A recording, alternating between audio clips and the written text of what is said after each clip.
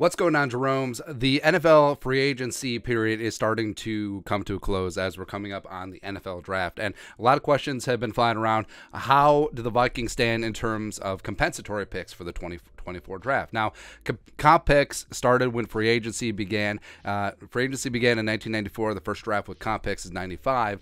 And you can generally game the system to get additional draft picks in the 3rd through 7th rounds. And teams like the Ravens, teams like the Patriots have always been good at this. The Vikings under Spielman were generally pretty good at it, especially in some of the later years, but going over the parameters. So only expiring deals count. So if a player's deal expires, so one that's not cut, one that's not traded, one's not anything, their deal counts into the formula. So if you have a free agent player whose deal expires and he signs somewhere else, they would count into the formula. Or if you sign a player who had an expired deal, they count into the formula. And it does not count if the player was cut or waived or whatever.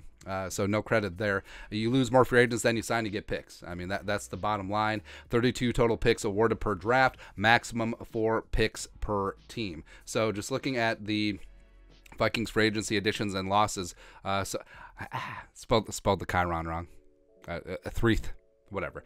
So players that the Vikings have signed: Josh Oliver, expired deal, counts. Davenport, expired, counts. Murphy, Lowry, Powell, Reeder, all would count. Now, they also have to reach a certain threshold in terms of salary assigned, and there's some other factors in there. The NFL's formula is proprietary, but I mean, we'll get into it. Like, Over the Cap has done a really good job reverse engineering it, but basically they have to sign for more than the league minimum for them to count into the formula. And players that the Vikings have lost: Patrick Peterson, expiring contract. Same thing with Diesel, Dalvin Tomlinson. Now, we've seen differing opinions on if voided deals count into the formula. Now, Over the Cap is the opinion that voided deals do count, even though they're technically being cut. But with the prevalence of void deals all over the place, it would basically render the compensatory pick formula moot if they didn't count. So that's where we stand.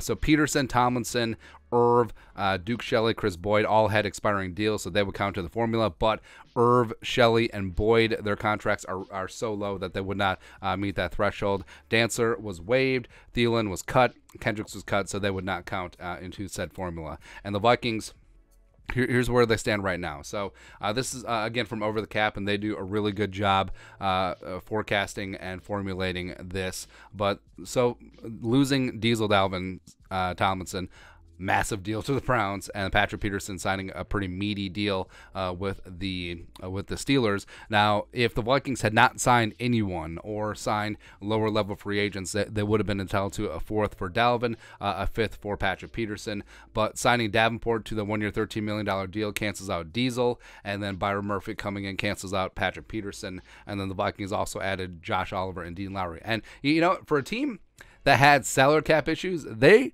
were kind of buying in free agency. So respect to Kwesi and Rob Brzezinski for working the cap there. So the Vikings currently are SOL, and I don't see this changing anytime soon because unless Sean Sullivan signs a $30 million contract, probably not going to change. And also the compensatory pick window for when free agency counts for or against you does come to a close after the draft. And looking at some of the top compensatory picks, so teams getting 3rd-round picks: Jawan Taylor signed that massive deal with the Chiefs, leaving Jacksonville. Hargrave going from Philly to San Francisco, so Philly's going to get some love.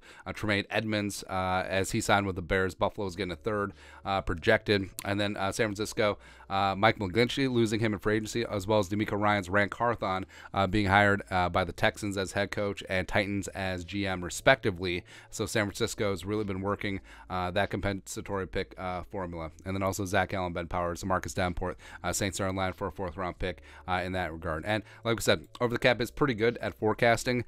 They did forecast the Vikings getting a 6th-round pick for Mason Cole. So, you know, last year free agency, Gronklin canceled out Harrison Phillips. Xavier Woods canceled out Shondon, and then Nick Vigil, Johnny Munt, Chris Reed did not count to the formula. So the Vikings ended up with a 6th-round pick for Mason Cole, who signed with the Steelers, and then ended up being number 211 overall. So currently, Vikings, no dice. But I do like the moves that the Vikings made in free agency, and some of the cuts were necessary. And overall, It's nice to work it into your strategy, but it shouldn't be the be all end all. Like, if you have opportunity to sign a free agent, like, you shouldn't pass on him just because it will count against you in the compensatory pick formula, or vice versa. So I'm glad Kwesi's making some moves and finding some grooves and doing the damn thing. But the Vikings probably won't get any extra draft picks, compensatory pick wise, in 2024. But that's it. That's an update on the Vikings 2024 comp picks. Watch. Let us know your thoughts and our thoughts in the comment section below. Subscribe for daily Vikings takes. Want to support the work? Put a little something in the Venmo. But till next time, Skol, production value.